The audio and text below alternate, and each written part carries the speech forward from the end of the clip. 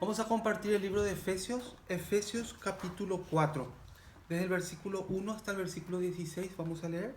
Voy a leer yo el versículo 1 y luego vamos a girar, así uno cada uno. ¿Está bien?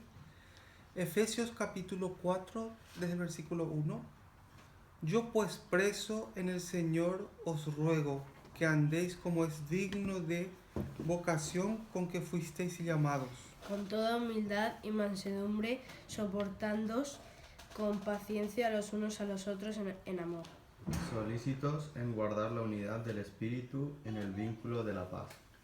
Un cuerpo y un espíritu, como fuisteis también llamados en una misma esperanza de vuestra vocación. Un Señor, una fe, un bautismo.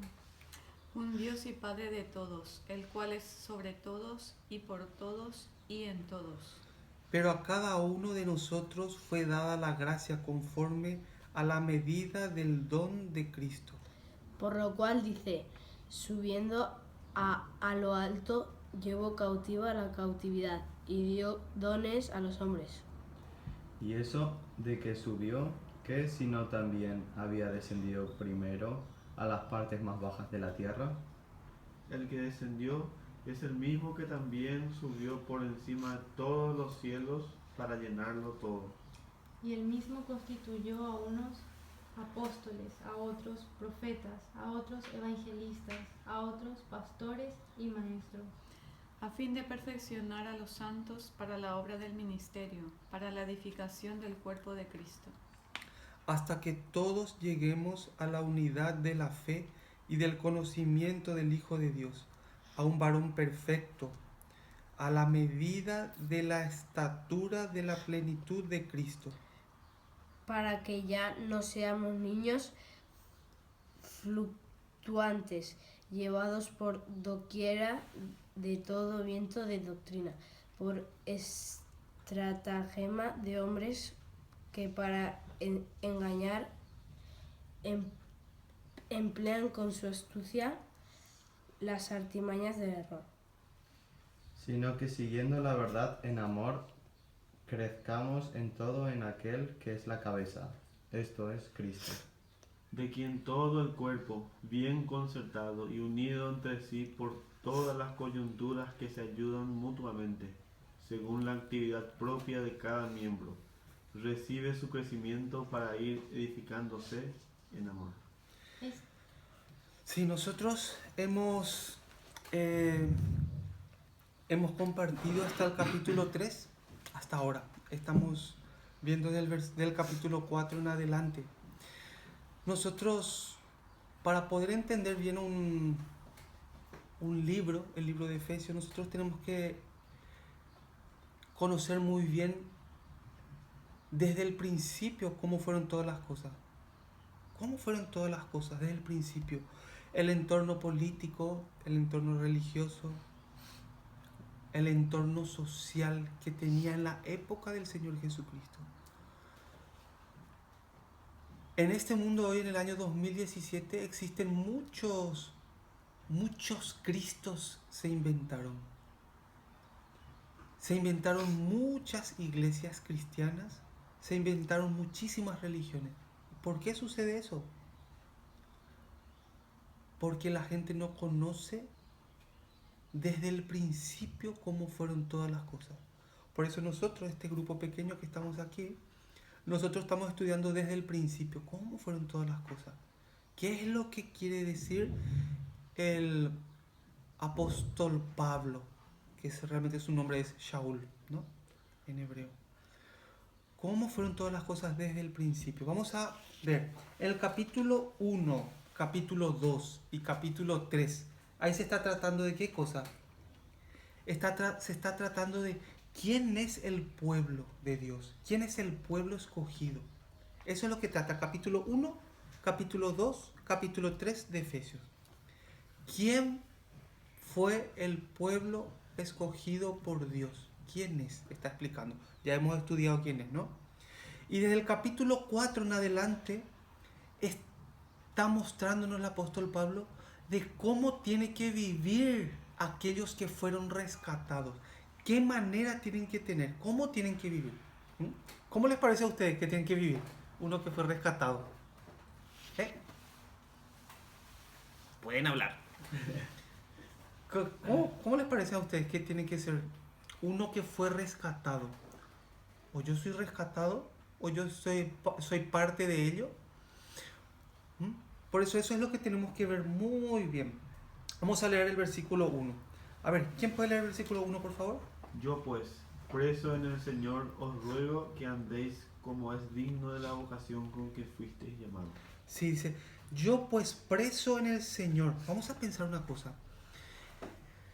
El apóstol Pablo, en este mismo momento, para él la palabra era importante o no. Vamos a pensar eso.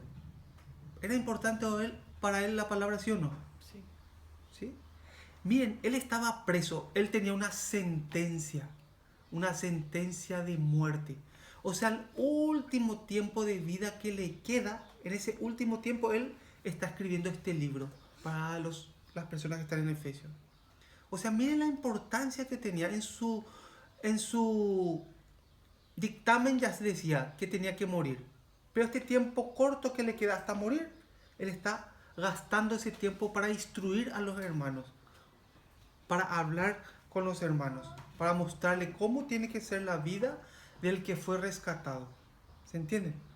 Por eso, aquí pone el versículo 1. Yo pues preso en el Señor, os ruego que andéis como es digno de la vocación con quien fuisteis llamados. Entonces vamos a pensar, ¿quiénes fueron llamados? A ver, ¿quién puede responder? ¿Quiénes fueron llamados? Hemos visto ya capítulo 1, capítulo 2, capítulo 3. A ver si aprendieron bien. Por eso tienen que apuntar. Bueno, vamos a ver, ¿quiénes son los llamados? A ver, David, ¿quiénes son los llamados? ¿Mm? ¿Quiénes fueron llamados? ¿Elías? ¿Quiénes fueron llamados? Según lo que dice aquí.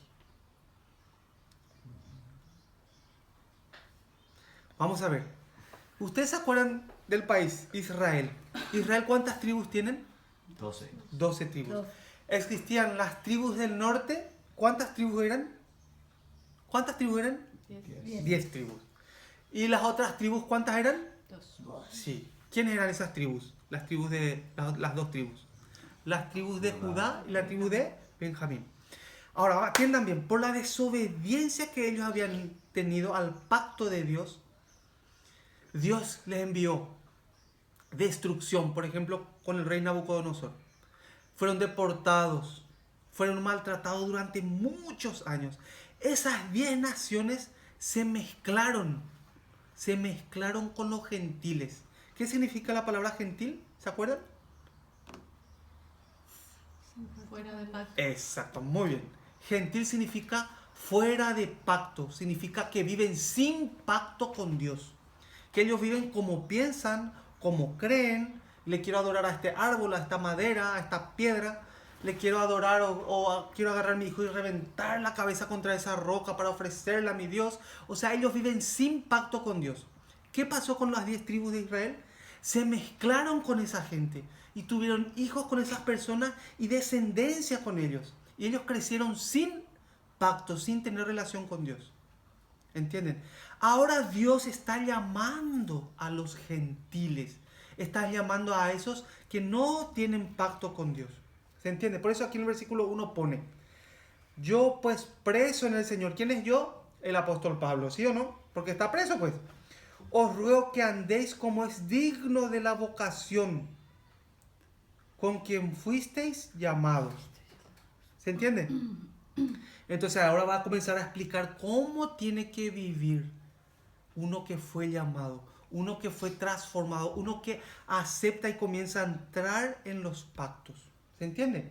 Vamos a ver un poquito Isaías capítulo 9, versículo 1 al 3. Isaías capítulo 9.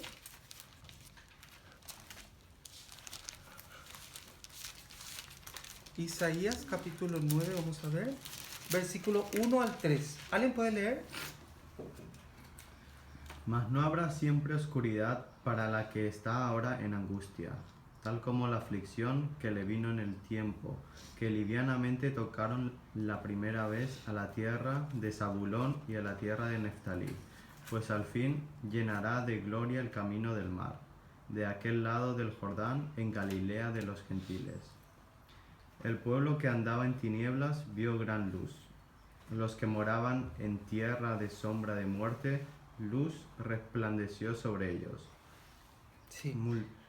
Sí, vamos a ver, hasta ahí. Vamos a ver una cosa importante. Vamos a ver el versículo 1, a ver de qué se está tratando. Dice, mas no habrá siempre oscuridad para la que está ahora en angustia, tal como la aflicción que le vino en el tiempo que livianamente tocaron la primera vez a la tierra de Zabulón y a la tierra de Neftalí, pues al fin llenará la gloria el camino del mar, de aquel lado del Jordán, en Galilea de los gentiles. ¿Saben qué pasó en Galilea? ¿Viste por qué dice Galilea de los gentiles? En Galilea, ahí fue donde empezaron ellos, los judíos, vamos a decir así, Israel, a mezclarse con los gentiles, a mezclarse con los que viven fuera de pacto. ¿Se entiende? Ahí fue lo que sucedió eso. Y acá Dios está haciendo una promesa. Le está prometiendo a ellos que va a pasar algo. ¿Qué va a pasar? Vamos a ver, versículo 2. Versículo 2. Dice, el pueblo que andaba en tinieblas vio gran luz. ¿Por qué ese pueblo andaba en tinieblas? ¿Por qué Israel andaba en tinieblas? ¿Por qué? Estaba sin pacto. Exactamente, porque Israel abandonó los pactos que había hecho con Dios. Entonces vamos a pensar bien. Vamos a pensar bien. ¿Ustedes se acuerdan de Jeroboam? ¿Qué había hecho Jeroboam? Jeroboam es como la descendencia de David. David, Salomón, hay Jeroboam, ¿no? Ahí empezó el desastre. Él comenzó a mentir y a enseñar mal al pueblo de Dios. ¿Entienden? Él que comenzó a hacer, hizo 2 becerros de oro y alzó en los lugares altos, en 2 ciudades. Y él comenzó a sacar fechas, de su propio pensamiento, él sacó fechas. Bueno, tal fecha vamos a hacer tal cosa. Estos son los dioses que le sacó a nuestros padres de Egipto. Entonces, ¿qué pasó? Poco a poco el pueblo de Israel se fue inclinando y fue creyendo de verdad de que esos 2 becerros son los dioses que le sacó al pueblo de Israel de Egipto. ¿Entiendes? No es que del día a la mañana así, ¡pim!, ya ellos se desviaron. No, de a poco, de a poco, de a poco. Hoy estamos en el año 2017. ¿Será que el Cristo que nos presentaron a nosotros es el Cristo de Israel, el Cristo hebreo, el Salvador que tiene la mente hebrea? ¿Será que ese Cristo es el que nosotros conocemos? ¿Será que eso es lo que hemos aprendido? Por eso nosotros tenemos que volver a la raíz hebrea, a la raíz. Desde el inicio de todas las cosas tenemos que conocer. Vamos a ver el versículo 2. Otra vez. El pueblo que andaba en tinieblas vio gran luz. Los que moraban en tierra de sombra de muerte, luz resplandeció sobre ellos. ¿Por qué va a resplandecer luz sobre ellos? ¿Qué es la luz? ¿Quién dijo yo soy la luz del mundo? ¿Quién dijo eso? ¿Se acuerdan? ¿Qué es lo que tiene la luz del mundo? El Señor Jesucristo, ¿qué es lo que tiene? ¿Qué es lo que el rey David decía? Lumbrera es a mi camino. ¿Qué cosa? La palabra. Nosotros podemos conocer una imagen de Jesús, o como un hombre que vino hace 2000 años, así como un Jesús, como un boom, ¿no? Pero realmente Jesús lo que traía, ¿qué era? La enseñanza, traía la palabra, traía la luz para las naciones, traía la luz para su pueblo. Él es el que Dios está llamando por medio de su palabra para que las personas hagan, ¿qué cosa? Teshuvah, para que las personas se arrepientan y vuelvan a la palabra y se encuentren con el verdadero Mesías, se encuentren con el verdadero Salvador de este mundo. Es muy raro cómo estamos viviendo ahora. Hay tantas denominaciones, hay tantas religiones, pero ¿qué sucede? La gente no conoce el verdadero Jesús. No conoce. ¿Por qué? ¿Por qué no conoce? Porque lo que nos enseñan no saben. Hay muchos pastores, muchos sacerdotes, muchas personas religiosas que realmente tienen muy buen corazón. Ellos de verdad quieren enseñar, de verdad quieren cambiar el corazón de las personas, pero tienen un problema muy grande. ¿Cuál es? ¿Cuál es? Que no conocen. Exactamente, no conocen la palabra. Por eso está escrito que el pueblo de Dios pereció por falta de... Conocimiento. Sí, por falta de conocimiento. Por eso nosotros tenemos que investigar, tenemos que buscar la verdad. Por eso, para poder buscar, tenemos que tener un corazón humilde. ¿Sí o no? Vamos a ver el versículo 3. ¿Cómo dice? ¿Cómo dice? Multiplicaste la gente y aumentaste la alegría. Se alegrarán delante de ti como se alegran en la siega, como se gozan cuando reparten despojos. Sí, dice, multiplicaste la gente y aumentaste la alegría. Se alegrarán delante de ti como se alegran en la siega, como se gozan cuando reparten despojos. Ahora yo pregunto una cosa, atiendan bien. ¿A quién le está hablando Dios? ¿Le está hablando a los españoles, a los paraguayos, a los argentinos, a franceses? ¿A quién le está hablando? Judíos. ¿Mm? A los judíos de Israel. Sí, está hablando a su pueblo, está hablando a Israel, a las 12 tribus de Israel, a las 2 y a las 10 que se dispersaron por todo el mundo. Está buscando a sus ovejas perdidas. Eso hay que entender. Eso hay que entender. Vamos a volver a Gálatas, a Efesios. Vamos a ver a Efesios. Efesios, el versículo 1, capítulo 4, versículo 1. David, ¿puedes leer, por favor? Gálatas capítulo 4, Efesios capítulo 4, versículo 1. Yo pues, preso en el Señor, os ruego que andéis como es digno de la vocación con que fuisteis llamados, Sí, el versículo 2. con toda humildad y mansedumbre, soportándoos con paciencia los unos a los otros en amor. Sí, dice, ¿cómo tienen que vivir esas personas que fueron llamadas? ¿Cómo, David? Tienen que vivir. Humilde mansedumbre. Sí, dice con humildad y mansedumbre. Entonces vamos a pensar en esas palabras. ¿Ustedes se acuerdan del hijo pródigo? ¿Se acuerdan de él? ¿Cuál fue el problema que él tuvo? ¿Cuál fue el problema que tuvo el hijo pródigo? Gastó todo. Gastó todo el dinero que su padre le dio. ¿Qué más? ¿Cuál fue el problema que él tuvo? Menospreció a su padre. Menospreció a su padre. ¿Qué más? El principal problema que él tuvo fue la soberbia. Fue la soberbia. Yo puedo vivir sin mi padre. Si este es el imperio de mi padre, pues con el dinero que él me da, yo voy a hacer algo más grande. Yo puedo desconectar y puedo vivir sin padre. ¿Sí o no? Luego Dios le humilló hasta que quería comer las algarrobas, ¿no? Las algarrobas de los cerditos, ¿no? Cuando él volvió a su padre, él volvió con un corazón muy diferente. ¿Sí o no? Porque él aprendió que fuera de su padre él no podía vivir correctamente.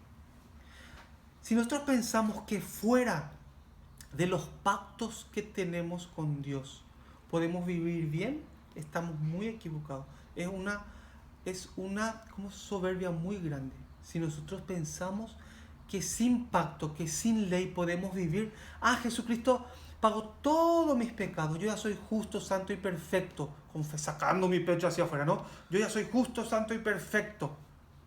Yo soy justo porque Jesucristo murió por mis pecados y derramó toda su sangre por mí. Entonces yo agarro y vivo como quiero, sin pacto. La gente vive adulterando, vive mintiendo, vive robando, pero sabe que Jesús llevó sus pecados. Esa es una forma muy soberbia de vivir. Los pactos corrigen nuestra alma. Los pactos, las leyes de Dios cambian nuestra vida. Vamos a ver un poquito en Jeremías. Vamos a ver. Jeremías 31, vamos a ver. Jeremías 31. Cuando tengan, por favor, lean del versículo 1. Jeremías 31. Del versículo 1 vamos a ver.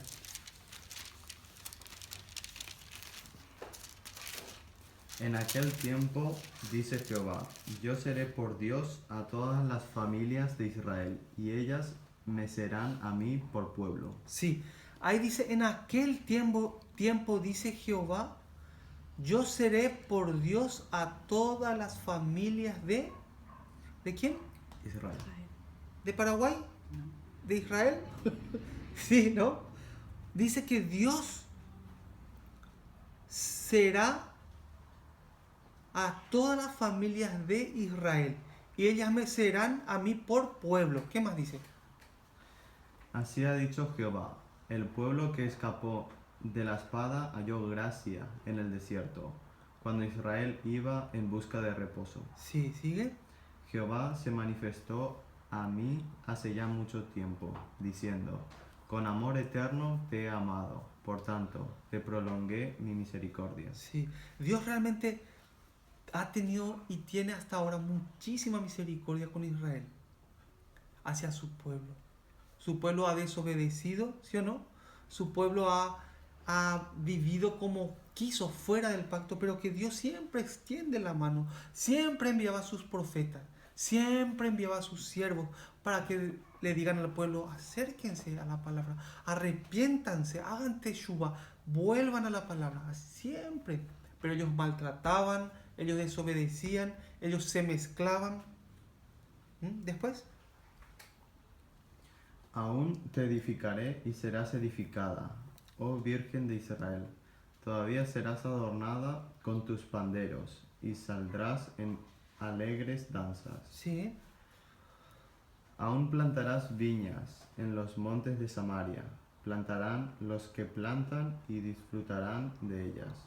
sí, Porque habrá día en que clamarán los guardas en el monte de Efraín. Levantaos y subamos a Sión, a Jehová nuestro Dios. sí. Porque así ha dicho Jehová, regocijaos en Jacob con alegría, y dad voces de júbilo a la cabeza de naciones. Haced oír, alabad y decid, oh Jehová, salva a tu pueblo, el remanente de Israel. Sí, aquí pone una palabra en el versículo 7, cabeza de naciones, dice, ¿no? O sea, atiendan bien, ellos cómo están viviendo ahora, el pueblo de Israel cómo están viviendo en esta época de Jeremías. ¿Cómo están viviendo? Sin pacto. Sin pacto. Pero sobre todo ellos estaban viviendo siendo esclavos, siendo maltratados, ¿sí o no? Pero ¿cómo está hablando aquí el profeta? Está diciendo cabeza de naciones, así le llama. ¿Qué significa cabeza? ¿La cabeza es una parte principal o no es una parte principal? Por ejemplo, el dedo meñique del pie. ¿Es muy principal o no es muy principal? Muchos pueden vivir sin el dedo meñique del pie, ¿no? Muchos pueden vivir sin el dedo pulgar de la mano, ¿sí o no? Pero es muy difícil vivir sin cabeza, ¿no? Por ejemplo, uno que tiene amputado la cabeza no puede vivir, ¿no? ¿No? ¿Sí o no? Por eso dice cabeza de naciones, o sea, lo más importante, lo principal del mundo. Así le considera Dios. Dios le pone a Israel como cabeza de naciones. Entonces, Jeremías está hablando eso al pueblo. Pero ¿cómo está el pueblo en ese momento? Está con idolatría, están también siendo perseguidos, están siendo sometidos a diferentes reyes, ¿sí o no? Están con mucho sufrimiento, pero los profetas siempre se acercaban y siempre decían, y entraban en pacto, hablaba del pacto que Dios les daba a ellos. ¿Mm? Versículo, vamos a ver, ahí mismo, el versículo 31, vamos a ver. Cuando tengan, lean. Versículo 31. 31. Sí. He aquí que vienen días, dice Jehová, en los cuales haré nuevo pacto en la casa de Israel y con la casa de Judá. Sí. ¿Qué es lo que pone aquí? Dice, he aquí que vienen días, dice Jehová, a los cuales haré nuevo pacto con la casa de Israel y con la casa de Judá. ¿Por qué dice que hará un nuevo pacto? ¿Por qué dice eso? Va a ser un nuevo pacto. ¿Con quién va a ser el pacto? Eso hay que entender. ¿Con quién va a ser el pacto? ¿Con todo el mundo, con todas las naciones y los países del mundo? ¿O con quién va a ser? Casa de Israel y de Judá. Con la casa de Israel y de Judá. Cuando se refiere a Israel, ¿de quién habla? De las 10 tribus que se apartaron con los gentiles. Y cuando habla de Judá y de Benjamín. Está hablando de las 12 tribus, ¿sí o no? Dice, he aquí que vienen días, dice Jehová, en los cuales haré nuevo pacto. ¿Por qué nuevo pacto? Porque el pacto antiguo ellos habían roto. ¿Se entiende? ¿Qué significa esto? Vamos a entender bien. Significa que el Señor Jesucristo va a conquistar los corazones. ¿Cómo es que dice? Que tenían un corazón de piedra, pero les daré un corazón de carne. Así dice, ¿no? El corazón de piedra, ¿qué significa? El corazón de piedra. ¿Qué significa eso? Que no siente, que no... No siente. ¿Qué significa el corazón de piedra? Otra cosa. ¿Qué significa el corazón de piedra? Vamos a pensar un poco. Es un corazón que no tiene sensibilidad. No puede distinguir entre la palabra y no puede distinguir, no puede saber nada un corazón de piedra. Vamos a pensar, ¿quién tuvo el corazón de piedra? ¿Se acuerdan de alguien muy famoso? ¿Quién? Faraón. ¿Sí o no? Sí. 10 plagas le venía ya a Faraón y todavía tiene su corazón de piedra. ¿Sí o no? Yo digo, por lo menos si te vienen 5 plaguitas, ¿no? Ya en la 6ª plaga ya tenés que tener un corazón más sensible, ¿no? 9 plagas le vino. Y todavía tenía su corazón durísimo. Cuando le vino la 10ª y mató a los primogénitos, aún seguía duro. Y su dureza le llevó a seguir al pueblo de Dios. Y su dureza le mató. ¿Qué significa la dureza de corazón? A ver, ¿quién sabe? ¿Qué significa la dureza de corazón? Significa la soberbia. Ese orgullo, la soberbia. Yo ya sé todo lo... Eso. Si tuviéramos un corazón para aprender, para buscar a Dios, uno se puede acercar a Dios y decir, Señor, yo no sé, apenas sé leer. Señor, pero yo quiero conocerte. Yo quiero aprender más tu palabra. Enséñame, por favor. Yo leo apenas, no conozco bien la Biblia. También en la Biblia hay palabras muy difíciles. Yo no entiendo. Señor, ayúdame, por favor. Señor, yo sé que un día yo voy a estar enfrente tuyo. Pero ¿cómo yo puedo presentarme así ante ti? Ayúdame, yo quiero aprender la palabra. Ese tipo de corazón es el que Dios está buscando. Dios quiere encontrarse con ellos para enseñarles, para que puedan aprender. ¿Se acuerdan de Pedro? ¿Se acuerdan de Pedro? Sí. ¿Pedro qué era? Un estudioso. ¿Quién era Pedro? Pescador de peces, ¿no? Sí, era un pescador Pedro, ¿no? No leía mucho, no sabía muchas cosas, pero tenía un corazón humilde para aprender. Nosotros tenemos que tener un corazón humilde para buscar la verdadera palabra. ¿Qué significa eso? Que la enseñanza que yo tengo, que el Jesús que yo conozco, tengo que investigar quién es. ¿Está bien o está mal lo que yo sé? Esta es la época, en toda la época humana que estamos viviendo, donde tenemos más información, donde se condensan toda la información. Podemos investigar desde el principio cómo fueron todas las cosas. En la época de Jesús no se podía hacer eso. En la época de Jeremías no se podía hacer eso. En la época de David tampoco se podía hacer. En la época de Pablo tampoco se podía hacer. Pero hoy nosotros tenemos todas las herramientas, toda la tecnología para adquirir la información de cómo fueron las cosas desde el principio. Existen los copistas. ¿Los copistas qué son? Son los que hacen copias, ¿no?, de la Biblia. Porque anteriormente tenían, ¿cómo se llama? Los papiros, sí, los pergaminos o los papiros, ¿no? Escribían en pieles de animales. Entonces, no es lo que Dios le dio a Moisés, esas tablas, vamos a decir. No, se copiaron, eran copistas, ¿no? Que copiaban y cuando habían un grupo de personas, enviaban las copias allá. Había otro grupo allá, se enviaban. Y había gente que continuamente estaban copiando. Hasta nuestros tiempos. Ahora tenemos la Biblia, por ejemplo, del año 1960, por decir. El editorial o la persona que copió eso, le agregó su cultura, le agregó sus pensamientos a la palabra. Por eso esta palabra que tenemos hoy está transformada según el copista. ¿Se entiende? Por ejemplo, cuando el Señor Jesucristo estaba en la última cena que decimos, ¿no? Arriba hay un título que pone Institución de la Cena del Señor. Así pone, ¿no? ¿Quién puso eso? Eso no está en el original. Ese parrafito. No está esa inscripción ahí. Institución de la Cena del Señor. No está eso. ¿Eso quién puso? Puso el copista. ¿Y quién es ese copista? Tiene una influencia greco, una influencia romana. ¿Por qué? Porque el Señor Jesucristo desde pequeñito, Él hacía la fiesta de la Pascua porque Él era judío. Él nació en Israel y Él cada año hacía la fiesta de Pesaj, la Pascua, la fiesta de los panes sin levadura. Él cada año hacía esa fiesta porque era judío y vivía en Israel. Pero ahí aquí en la Biblia pone institución de la Cena del Señor, como si fuera que ahí exclusivamente había hecho.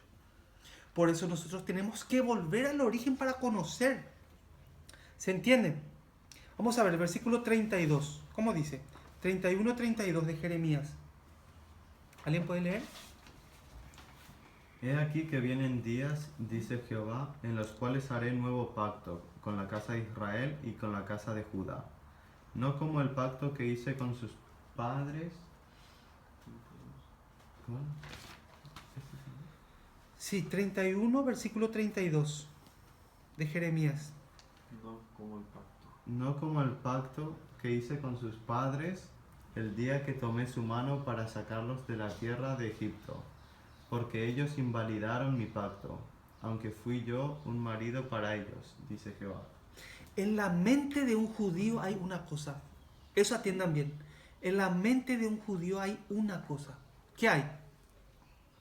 Está la promesa que le había hecho Dios. Ellos, ¿qué es lo que están esperando en este tiempo? Están esperando el Mesías. ¿Y qué va a ser el Mesías? Atiendan bien, miren aquí por favor. Miren aquí, quiero que atiendan bien esto que voy a decir. En la mente de un judío, ¿qué es lo que están esperando ellos? Ellos están esperando un rey. Porque Dios le prometió que va a hacer un reino de sacerdotes. ¿Sí o no? Pero ¿cómo están viviendo los judíos? Ellos están viviendo, ¿cómo están viviendo los judíos? Ellos están viviendo bajo presión, bajo dominio, bajo reinados. ¿Sí o no? Pero en la promesa Dios le decía, ¿qué le decía? Que yo voy a enviar un rey. Voy a ser un reinado, sí, sobre toda la tierra, y un reino de sacerdotes. En la mente de un judío hay eso. Cuando Jesucristo viene al mundo y dice, yo soy el rey de Israel, ¿qué es lo que sucede en el corazón de ellos, de los judíos? Yo soy el rey de Israel. Ha nacido el rey. ¿Ven? ¿Qué hay en el corazón de ellos? Por fin vamos a tener otra vez. Nuestro rey se va a cumplir la promesa que Dios había hecho para nosotros. Así estaban pensando ellos, ¿no? Por eso, ¿qué hace un político? Vamos a pensar bien. ¿Qué hace un político? Uno que quiere ser presidente. Se van, sí, promesan, pero sobre todo se va ¿a dónde? A cada pueblito. Y comienza a poner su planteamiento de gobierno, ¿sí o no? Va y propone tal cosa y propone y viaja por todo el país en cada pueblo para hacer su propuesta de gobierno, ¿sí o no? Sí. Jesucristo cuando vino a este mundo, ¿qué es lo que ha hecho? Entró en Galilea, entró en diferentes sitios de Israel. Y él proponía su propuesta de reinado, ¿sí o no? ¿Qué es el reinado que prometía? ¿Qué había en ese reinado? Recién dije. ¿Qué había? ¿Qué iba a haber? Va a ser un reinado donde hayan sacerdotes. Y es un reinado que va a gobernar y va a estar sobre todos los países del mundo. ¿Sí o no? Y en ese reinado no va a haber enfermedad. Por eso donde iba Jesús había sanidad. Porque en el reinado que prometía el Mesías no iba a haber enfermedad. No iba a haber pobreza, no iba a haber miseria, no iba a haber llanto. No iba a haber endemoniados. Por eso sacaban los demonios. Por eso curaba. No iba a haber muerte. Por eso la gente resucitaba. Eso es lo que Jesús hizo cuando vino. Él comenzaba a cumplir lo que estaba establecido ya por la Torá. ¿Se entiende? Por eso nosotros tenemos que volver al inicio para entender desde el principio todas las cosas. Vamos al libro de Oseas. Está acá hacia el final del Antiguo Testamento. Oseas capítulo 14, versículo 1. ¿Sí? ¿Alguien puede leer? 14:1. Vuelve, oh Israel, a Jehová tu Dios, porque por tu pecado has caído. Sí. ¿Qué es lo que hacía Oseas? ¿Qué es lo que decía? Por favor, vuelvan. ¿Vuelvan a quién? ¿A dónde tienen que volver? A Jehová. Sí. Tienen que volver a su Dios. ¿Y cómo pueden volver a su Dios? ¿Cómo uno vuelve a su Dios? ¿Cómo ellos pueden volver al Dios? ¿Cómo pueden volver? Arrepentirse. Sí, arrepentirse. Arrepintiéndose. Sí, Teshuvá. Arrepentirse. Volver, ¿qué significa? Vuélvanse a su Dios. Otra vez tienen que ir a la palabra. El versículo 2, ¿cómo dice? Llevad con vosotros palabra de súplica, y volved a Jehová y decidle: quita toda iniquidad y acepta el bien, y te ofreceremos la ofrenda de nuestros labios. Sí, después. No nos librará el asirio, no moraremos en caballos, ni nunca más diremos a la obra de nuestras manos: Dios es nuestro, porque en ti el huérfano alcanzará misericordia. Sí, aquí dice que en ti el huérfano alcanzará misericordia. ¿Qué significa esta palabra, el huérfano? ¿Por qué habla de huérfano? ¿Qué pasó con el pueblo de Israel, con las 10 tribus? Las 10 tribus fueron y tuvieron descendencia con gentiles, con personas que están fuera de pacto. Y tuvieron descendencia. A eso Dios le llama. ¿Cuál le llama? Huérfanos. Huérfanos. Sin padre, sin pacto. Pero ¿qué va a pasar con esos huérfanos? Aquí pone, ¿qué va a pasar? Que alcanzará misericordia, dice. El huérfano alcanzará misericordia. ¿Sí? Después, ¿qué dice el versículo 4? A ver, ¿qué pone? Yo sanaré su rebelión. Los amaré de pura gracia, porque mi ira se apartó de ellos. Sí, después. Yo seré a Israel como rocío, él florecerá como lirio y extenderá sus raíces como Líbano. Sigue. Volverán y se sentarán bajo su sombra, serán vivificados como trigo y florecerán como la vid. Su olor será como de vino de Líbano. Sí, después. ¿Qué? 8. Efraín dirá, ¿qué más tendré ya con los ídolos? Yo lo oiré y miraré. Yo seré a él como la haya verde. De mí será hallado tu fruto. Sí. ¿Qué va a pasar con Efraín? ¿Efraín a qué se refiere? A las 10 tribus, los que se mezclaron con los gentiles. ¿Qué va a decir él? ¿Qué más tendré ya con los ídolos? Él va a pensar. Los gentiles, los que están sin pacto, van a pensar, ¿qué yo tengo que ver con esto? Ese es el arrepentimiento. Cuando uno mira su fracaso y se da cuenta de su gran error y regresa a la palabra y entra en los pactos. El versículo 6 creo que te salteaste. Sí. Se extenderán sus ramas y será su gloria como la del olivo y perfumará como el Líbano. El 9, ¿cómo dice el 9? ¿Quién es sabio para que entienda esto y prudente para que lo sepa? Porque los caminos de Jehová son rectos, y los justos andarán por ellos, mas los rebeldes caerán en ellos. Sí. Vamos a Efesios, ¿dónde estábamos? Efesios capítulo 4, vamos a empezar. Efesios capítulo 4, el versículo 1. Yo pues preso en el Señor os ruego que andéis como es digno de la vocación con quien fuisteis llamados, con toda humildad y mansedumbre, soportaos con paciencia los unos a los otros en amor, solícitos en guardar la unidad del Espíritu en el vínculo de la paz. Habla el versículo 4, ¿quién puede leer? Un cuerpo y un espíritu, como fuisteis también llamados en una misma esperanza de vuestra vocación. Sí, el 3 pone, solícitos en guardar la unidad del Espíritu en el vínculo de la paz. Vamos a pensar un poco en esta palabra. Solícitos en guardar la unidad del Espíritu, dice. Está hablando de la unidad, de estar juntos. ¿Qué significa unidad del Espíritu? Espíritu, vimos la otra vez, ¿no? Un poquito. Es la palabra que recibimos, la unidad en la palabra. ¿Ustedes se acuerdan cuando el apóstol Pablo, después de 14 años de estar meditando, él subió y se encontró con los demás discípulos? ¿Se acuerdan en esa reunión que había? ¿Se acuerdan o no? Sí. Apóstol Pablo recién entendió sobre el Evangelio.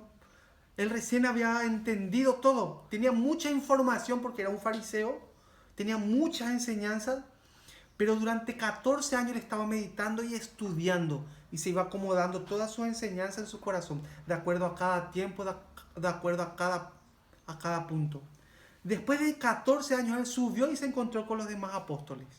¿Qué pasó ahí? Ellos se reunieron. ¿Y de qué hablarían ahí? ¿Se acuerdan o no de lo que estoy hablando? Sí. Ellos se pusieron como una sola persona. Yo entendí tal parte, entendí sobre el perdón de pecado, entendí sobre el Mesías, entendí sobre tal cosa. Estaban hablando de eso y se unieron en esa enseñanza. Y ahí comenzaron a hablar. Bueno, tú creo que sería mejor que vayas a los gentiles a enseñarle a ellos. Tú, Pedro, por favor, vete a los judíos, a enseñarle a los judíos, ¿no? Ellos comenzaron a hacer eso, ¿no? ¿Qué pasa? Uno que está en el pacto con Dios, uno que aprende la palabra desde el principio, tiene una misma enseñanza, como un solo cuerpo. Pero qué raro, ahora no hay una misma enseñanza. Hay diferentes doctrinas, diferentes iglesias, diferentes pastores, ¿no? Diferentes iglesias de todo tipo, ¿no? ¿Sí o no? ¿Por qué? Porque los espíritus, porque las enseñanzas son totalmente diferentes a lo que enseñó realmente nuestro Señor Jesucristo. ¿Mm? Vamos a ver el versículo 4. ¿Pueden leer, por favor? Un cuerpo y un espíritu, como fuisteis también llamados en una misma esperanza de vuestra vocación. Sí. Dice aquí, el versículo 3. Solícitos en guardar la unidad del espíritu. ¿Solícitos qué significa la palabra solícitos? ¿Mm? Solícitos podemos decir que estar dispuesto. ¿Se entiende? Solícito es estar dispuesto a aprender. ¿Sí o no? Una persona que no está dispuesto, ¿cómo sería la actitud? ¿Cómo sería la actitud de una persona que no está dispuesto a aprender? No aprende, no escucha. No escucha. ¿Por qué? Porque ya sabe todo. Ya sé todo yo. ¿No? Así ya sé todo. Eso yo de forro a forro ya me aprendí la Biblia, ya sé todo ya. Esa persona no puede aprender. No, yo soy pastor, soy un misionero. ¿Cómo puede aprender? ¿Mm? Solícito significa estar dispuestos, preparados, listos. ¿Mm? El versículo 4 dice, un cuerpo y un espíritu, como fuisteis también llamados en una misma esperanza de vuestra vocación. Bueno, vamos a pensar ahí. El apóstol Pablo, ¿a quién está hablando? Jeremías, que vimos hace rato, ¿a quién le está hablando? ¿A quién? Díganme, por favor. Así me doy cuenta que no he perdido mi tiempo. Jeremías a su pueblo, a Israel. Sí, Jeremías a Israel. ¿Y el apóstol Pablo a quién le está hablando? La iglesia de Efeso. Sí, está hablando también a Israel. Eso tenemos que entender bien. Jeremías está hablando a Israel. La palabra está prometiendo a Israel. El pacto es con Israel. En Efesios, Pablo, el rabino Shaul, dice, ¿no? Está hablando con Israel. ¿Entienden? Entonces, ¿qué pasa con la gente? Tenemos que volvernos al Dios de Israel. Tenemos que entrar en los pactos del Dios de Israel. No en el Dios que yo pienso, en el Dios greco-romano que me pusieron a mí desde pequeñito. Por eso tenemos que conocer. Un cuerpo, un espíritu, una enseñanza significa, una misma enseñanza, como fuisteis también llamados en una misma esperanza. ¿Cuál es la esperanza? Recién hemos hablado. Fuisteis llamados a una misma esperanza. En Jeremías, ¿no? Por eso fuimos a Jeremías. Jeremías estaba hablando, estaba llamando a una misma esperanza. ¿Cuál es esa esperanza? Que va a venir un rey. ¿Sí o no? ¿Y qué va a haber en ese reinado? Rey, sacerdotes. ¿Y ese país Israel qué va a ser? La cabeza de las naciones. Va a estar encima de las naciones. ¿Se entiende? La esperanza en el corazón de un judío, ¿cuál es? ¿Cuál es? Eso es lo que hay en el corazón de ellos. Cuando Jesucristo vino, eso estaba en el corazón de ellos. ¿Y qué pasó? Atiendan bien lo que pasó. En el tiempo de Jesús, ¿quién gobernaba Israel? ¿Se acuerdan, no? Roma. ¿Se acuerdan, no? Esto qué pasa, en el templo, en la puerta principal le pusieron un águila romana. ¿Sí o no? Le exigían que adoren al César. Le sacaban dinero al pueblo como impuestos. ¿Sí o no? El pueblo estaba afligido, había algún problema y venía la guardia romana, le agarraban preso. Pero de repente se presenta un rey de los judíos. ¿Quién ya era rey de los judíos ahí? ¿Quién decía yo soy rey de los judíos? ¿Mm? Herodes. Ah, no. Jesús. Yo soy el rey de los judíos. Y se fue y trajo su papelito, su pergamino, trajo de Roma. ¿Mm? ¿Se acuerdan de ese señor? Sí. ¿Sí? Y cuando se supo que ha nacido el rey de los judíos, ¿qué quería hacer él? Matarle. Quería matarle, ¿sí o no? Y se acercaron los sabios de la Torá, los 3 reyes magos mal llamados, ¿no? Se acercaron y dijeron, ha nacido el rey, porque su estrella hemos visto, ¿sí o no? ¿Y qué dijo este personaje? Sí, por favor, cuando regreses, ven otra vez por aquí, porque él quería matar, ¿no? Y mató hasta todos los niños de 2 años de edad, mató. Ahí Jesús tuvo que irse a Egipto, ¿no? En ese tiempo, ¿sí o no? Pero cuando Jesucristo vino a este mundo, Él comenzaba a ¿qué? A sanar los enfermos. Porque cuando vemos la Torah, cuando vemos la palabra, vemos una cosa, que el reinado que promete Dios, ahí no va a haber enfermo, no va a haber endemoniado, no va a haber gente que llora. ¿Se entiende? Por eso Jesús sacaba a los endemoniados, sanaba a la gente. Porque Él vino por la promesa que Dios había hecho. Entonces en el corazón de un judío hay eso. Va a venir el rey.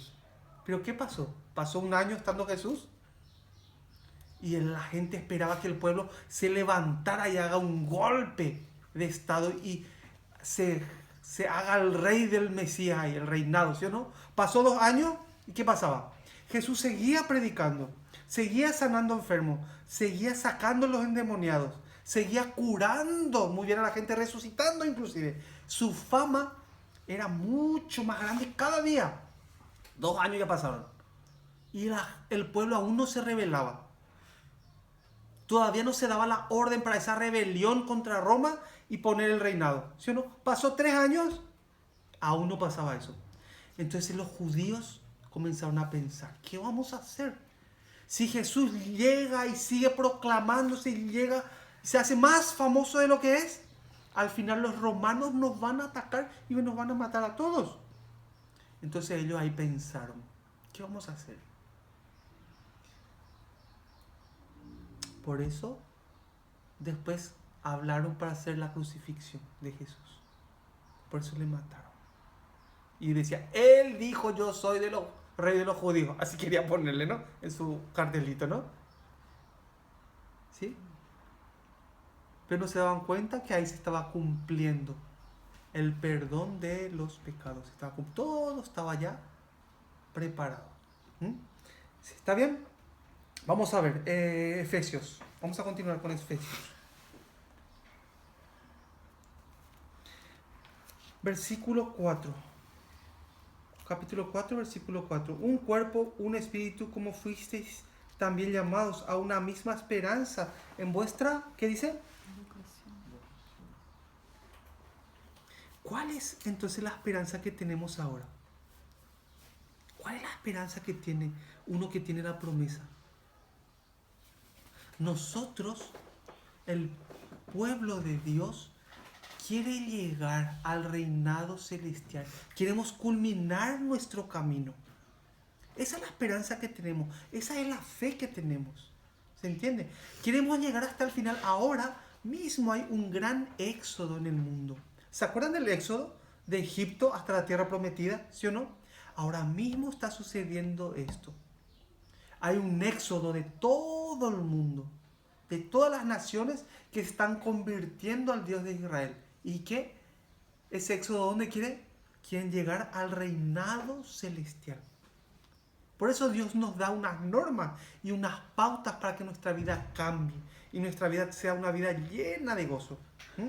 Vamos a ver, versículo 5. ¿Alguien puede leer? Un Señor, una fe, un bautismo.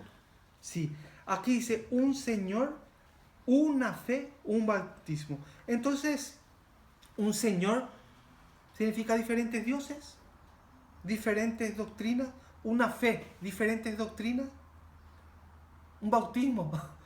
Cada vez que uno se bautiza, yo me bauticé en ahora se va a otra iglesia, ahora me bautizo otra vez en esta iglesia. 3, 4 veces por ahí se bautiza cada uno, ¿no? De acuerdo a cómo se cambió de iglesia, ¿no? Pero aquí dice un Señor.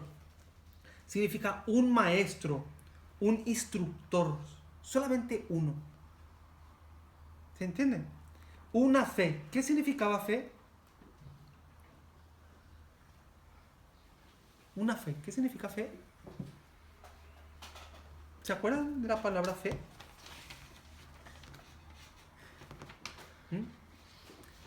Fidelidad a la palabra. En hebreo se llama emuná. ¿Se acuerdan, no? Sí. Ser fiel a la palabra, fiel a la enseñanza. No, si Jesucristo ya murió por mis pecados. Él ya hizo todo para mí.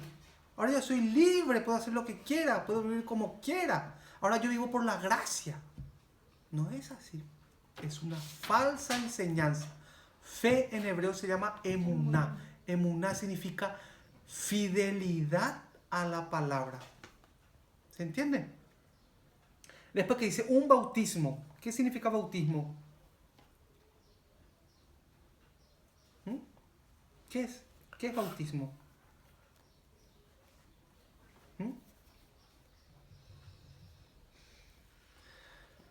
Bautismo es conversión en la enseñanza de Jesús. ¿Se entiende? El bautismo no es meterse bajo el agua, mojarse bien y después salir. Eso es algo simbólico. El bautismo real, que es la conversión en la enseñanza que nos ha dejado Jesús. Ese cambio que hay en mi vida. Si yo antes robaba, pues me enseña a que no robe más. ¿Por qué robas vos? No roba, no robes. ¿Y cómo voy a vivir? ¿Y cómo voy a vivir? Y trabajar, ¿no? Así es, ¿no? ¿Por qué mentís? Porque sos un mentiroso, tenés que mentir cada tiempo. ¿Por qué? No mientas, te enseña a no mentir. ¿Por qué? Algunos llegan hasta a matar por la ira que tienen. ¿Por qué hacen eso? Porque viven fuera del pacto, sin fe. ¿Se entiende? Pero ¿qué pasa? Las personas tienen una mala enseñanza pensando que Jesucristo llevó todos sus pecados, que sus pecados fueron para atrás, todo, y ahora es el tiempo de la gracia. Yo vivo solamente por la gracia. Y viven como quieren, robando, mintiendo, adulterando. ¿Por qué cometes adulterio? ¿Por qué vivís así? ¿Por qué vivís de esa manera tan sucia? Pero cuando miramos la palabra nos instruye y cambia nuestra conducta. Cuando nosotros miramos atrás y vemos que éramos personas adúlteras, que éramos personas borrachas, que éramos personas mentirosas, que personas ladronas, miramos esa vida que teníamos, nos da asco. No queremos vivir así. ¿Por qué? Porque nuestra vida ha cambiado totalmente. Por eso dice un bautismo. Una fe, un Señor. Versículo 6, por favor, ¿alguien puede leer? 6 y 7. Un Dios y Padre de todos, el cual es sobre todos y por todos y en todos. Sí, en el versículo 5 dice un bautismo. ¿Se acuerdan que era el bautismo fuego? Fuego consumidor, dice, ¿no? Yo os bautizaré con fuego, dice, ¿no? ¿Qué hace el fuego? El fuego purifica, ¿sí o no? Por ejemplo, cuando queremos purificar algo y queda solamente la esencia, y cuando pasa por fuego, el resto se evapora o divide y queda solamente lo puro. El fuego, ¿qué pasa? El fuego, ¿qué es lo que va a hacer? La palabra, ¿qué es lo que va a hacer? Nos va a dar purificación a nosotros. Nos sacará de la idolatría, nos sacará del pensamiento malo. Ustedes se acuerdan, miren a cada uno de los personajes de la Biblia. Cada uno, miren. A David no sabía muy bien al principio. Transportaba el arca del pacto en carreta.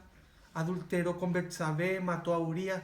O sea, al principio las personas vivían mal. Pero cuando se encontraron con la palabra, cuando se arrepintieron, fueron cambiando. Y fueron renovándose uno a uno. El versículo 6, vamos a ver. Un Dios, después, y Padre de todos, el cual es sobre todos y por todos y en todos. Sí, después. Pero a cada uno de nosotros fue dada la gracia conforme a la medida del don de Cristo. Sí, después. Por lo cual dice, subiendo a lo alto, llevó cautiva la cautividad y dio dones a los hombres. Sí. Dice el 9. Y eso de que subió, ¿qué es sino que también descendió primero a las partes más bajas de la tierra? El que descendió en el mismo que también subió por encima de todos los cielos para llenarlo todo. Acá pone, ¿de quién está hablando? Dice, ¿y eso de quién subió? ¿Qué es? Sino que también había descendido primero a las partes más bajas de la tierra. Está hablando de Jesús.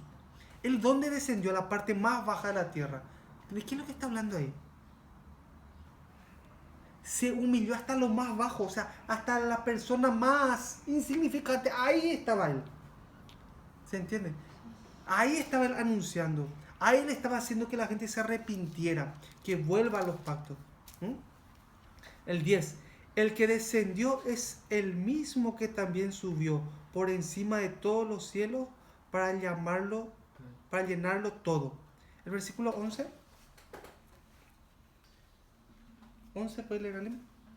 Y él mismo constituyó a unos apóstoles, a otros profetas y a otros evangelistas, a otros pastores y maestros. Sí, aquí está hablando de los dones para cada persona, ¿no? Dice, y él mismo constituyó a unos apóstoles. ¿Qué son los apóstoles? Apóstoles son los embajadores. ¿Entiendes? Los apóstoles son embajadores. ¿Y qué es el trabajo de un embajador? ¿Cuál es el trabajo de un embajador?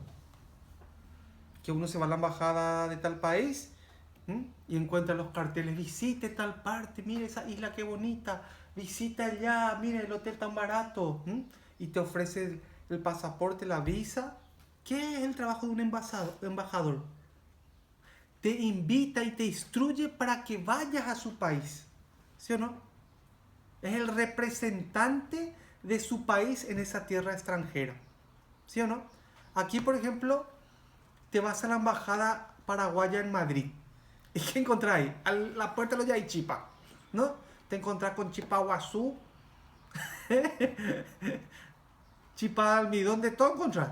Y después al entrar ahí, ya se encuentra ñandutí, se encuentra el tereré, se encuentra hierba, puedes comprar, ¿sí o no? ¿Y quién está ahí? Está el embajador, ¿no? Entonces, ellos invitan a que uno visite Yacyretá, a que visite, ¿cómo se llama? La catarata del Iguazú, ¿qué más? Invita a que vayas y visites Paraguay. Por eso muchos españoles también van, ¿no? Y ponen en su pasaporte la visa para que puedan visitar el Paraguay.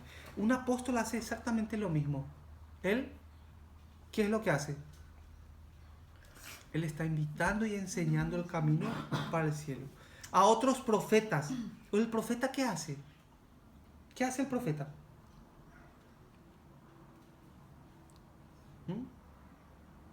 El profeta muestra, o sea, las profecías que ya están escritas. ¿Se entiende? El profeta no es un adivino que viene, yo profetizo que Corea del Norte va a atacar a Estados Unidos y va a explotar la mitad del mundo. No dice, eso no hace un profeta. El profeta muestra las profecías que ya están escritas en la Biblia. No es algo nuevo que hace un profeta, ¿sí? A otros evangelistas, ¿el evangelista qué es lo que hace? El evangelista enseña el camino del Mesías. A otros pastores y maestros. Aquí pastores y maestros va junto. Eso va junto. El pastor es el que se queda en un sitio para enseñar.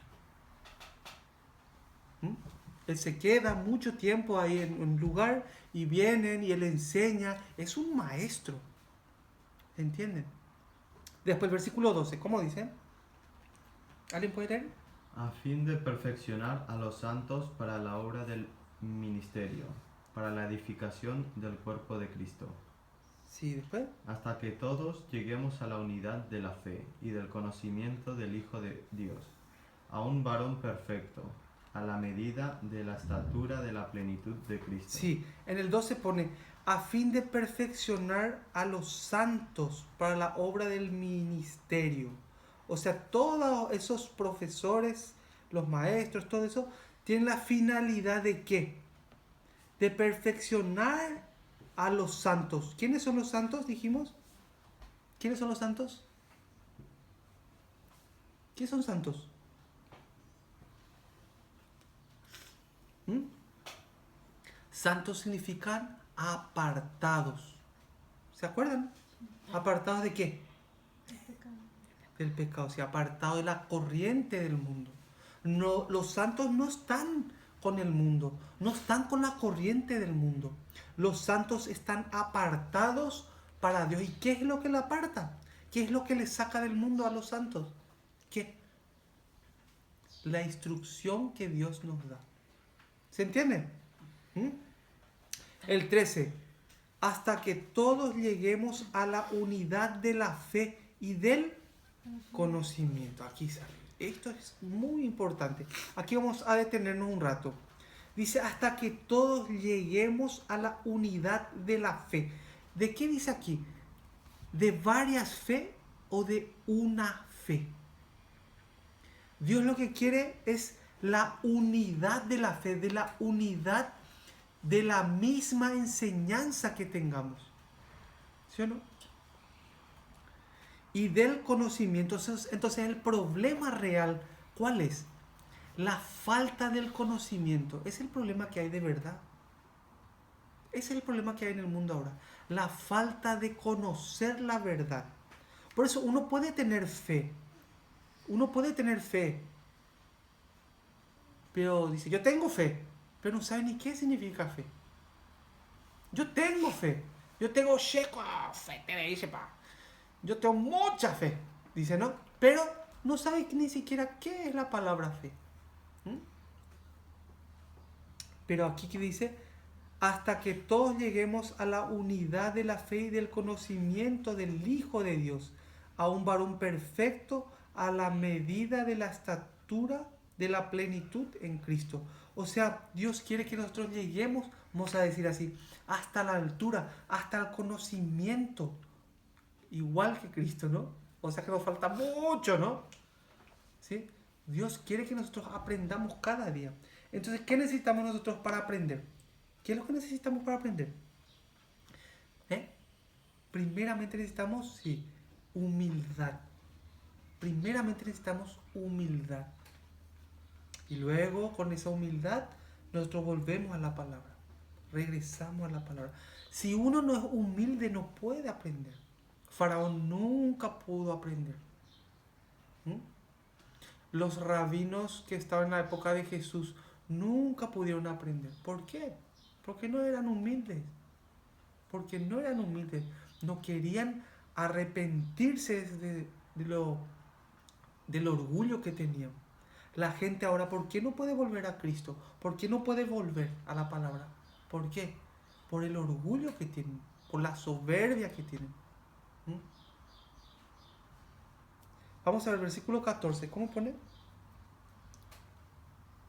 Para que ya no seamos niños fluctuantes, llevados por doquiera de todo viento de doctrina, por estratagema de hombres que para engañar emplean con astucia las artimañas del error.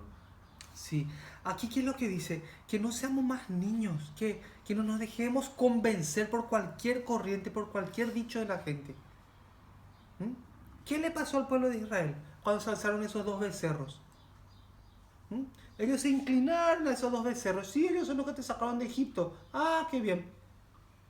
Y pusieron sacerdotes que no eran de la tribu de Leví. Hicieron cualquier cosa, el rey Jeroboam, ¿no? Cualquier cosa. Y ellos se inclinaron a esos dioses. Y sí, ellos los sacaron de Egipto y así estaban, ¿no? De la misma manera ahora. Dice aquí, para que ya no seamos niños fluctuantes, llevados por doctrinas de todo viento de doctrina, por estratagema de hombres que para engañar emplean con astucia las artimañas del error. ¿Ustedes se acuerdan de la iglesia de Berea? ¿Mm?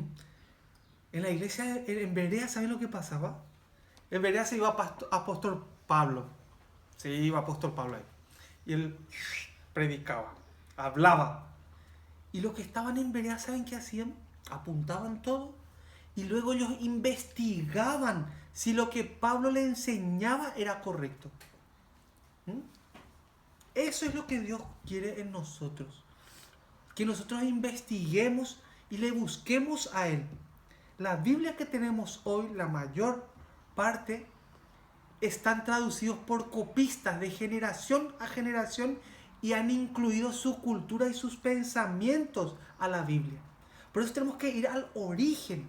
Si nosotros, atiendan bien lo que voy a decirles, si nosotros no volvemos a la época de Cristo, a la época política, si no conocemos eso, si no conocemos la época religiosa de cuando vivió Él, si no conocemos la época cultural cuando vivió Él, es muy probable que interpretemos mal a Pablo. ¿Se entiende? A los libros de Pablo, los escritos de Él. Si no entendemos eso, 100% vamos a fallar. ¿Por qué? Porque nuestra mente no viajó hasta el origen. Sino solamente nuestra mente está aquí, en el 2017, con los cambios que han hecho en la palabra también. Y con nuestra mente requete cambiada, ¿no? Entonces no se puede conocer. Tenemos que ir hasta allá y meternos lleno en el judaísmo y entender qué fue lo que sucedió realmente. Y de ahí se extrae para nuestra vida. ¿Se entiende? Vamos al versículo 15 y 16. ¿Alguien puede leer? Sino que siguiendo la verdad en amor, crezcamos en todo en aquel que es la cabeza, esto es Cristo, de quien todo el cuerpo, bien concertado y unido entre sí por todas las coyunturas que se ayudan mutuamente, según la actividad propia de cada miembro, recibe su crecimiento para ir edificándose en amor. Sí, ponen el 15, sino que siguiendo la verdad en amor, siguiendo la verdad en amor, o sea, buscando la palabra, investigando, estudiando la palabra en amor, dice. ¿Saben lo que es amor? ¿No? Con mucha paciencia, con sufrimiento a veces, ¿no? Después dice, crezcamos en todo en aquel que es la cabeza, esto es Cristo, de quien todo el cuerpo bien concertado y unido entre sí por todas las coyunturas que se ayudan mutuamente. Vamos a ver. Aquí habla de coyunturas. ¿A qué nos hace acordar eso? Unas coyunturas. ¿Qué hacen las coyunturas?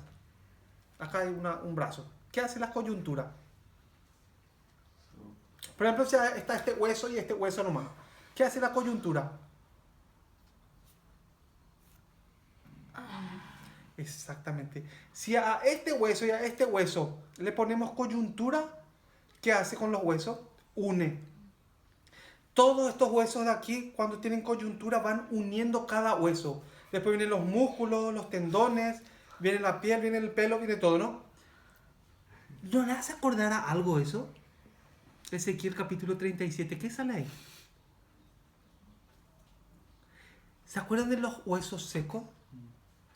¿Quién era ese hueso seco? Un hueso seco que estaba ahí, seco ahí, todo desparcido. De repente le comenzó a tener coyunturas, dice, ¿no? De repente hueso con hueso se comenzó a unir. De repente le vino el músculo, comenzó a quedarse un nombre y todo unido. ¿De quién está hablando ahí? De Israel. ¿Se entiende? Aquí está hablando de Israel. En antiguo, en Jeremías, está hablando de Israel. Entonces, cuando habla de la iglesia, vamos a ver un poquito bien. Esto hay que ver bien, ¿eh? Versículo 16.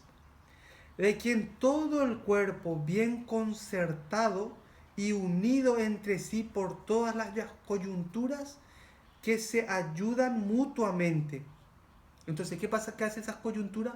Une y se hace un cuerpo, ¿sí o no? Según la actividad propia de cada miembro, recibe su crecimiento para ir edificándose en amor. Entonces hoy vimos una cosa, en Jeremías, en Ezequiel, ¿de quién hablaba? ¿De quién hablaba? ¿De qué pueblo hablaba? De Israel. ¿A quién le daba la promesa de que iba a venir un rey? A Israel, ¿sí o no? Tenemos que entender una cosa, cuando habla de iglesia, está hablando de Israel. ¿Se entiende lo que yo digo? Cuando habla de iglesia, está hablando de Israel. ¿Qué significa Israel? La palabra Israel. La palabra Israel significa vencedor. ¿Entienden? Cuando estaban congregados en el desierto, ahí sale también, cuando estaba Moisés, congregados, iglesia, Israel, es igual todo eso. ¿Se entiende? Por eso, ojalá que todos nosotros podamos seguir aprendiendo un poco más. ¿Sí? ¿Entienden? Bueno, hasta aquí vamos a compartir hoy. Vamos a orar.